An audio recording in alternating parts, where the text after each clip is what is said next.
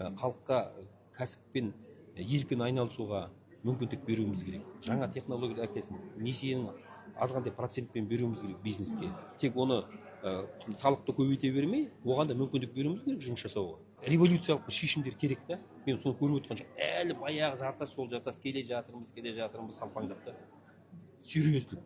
2022 қаңтарынан кейін елдің бәрі күтіп отыр. Осы елде бір өзгеріс болады деп те. Әлі өзгеріс бір адамның көңілі жаңағындай толатындай мен өзгеріс көріп отқан жоқпын. Шынымды айтайыншы. Азаматтарды әкелу керек, ескі кадрдың бәрін жіберу керек та. Олар сол шаблонды ойлайды, олар жаңа өзін жауапкершілік алмайды, бірдемені жасауға қорқады, бәрі жоғары жаққа жалтақтайды. Президент айтып отыр, біз сіздерге мүмкіндік береміз, жасаңдаршы деп.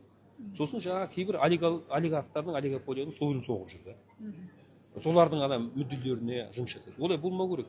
Жұмыс жасайтын дейтін іскер азаматтарға мүмкіндік беруіміз керек. Олар өздері жұмыс орнында да ашады, салықтың базасын да көбейтеді, бюджетті де толтырады. Әлем сөйтіп жұмыс жасап отыр, оның тіпті ойлайтын ештеңесі жоқ. Мына отырып алған үлкен олигархтардың топтарын вообще экономикадан кері ысыруымыз керек.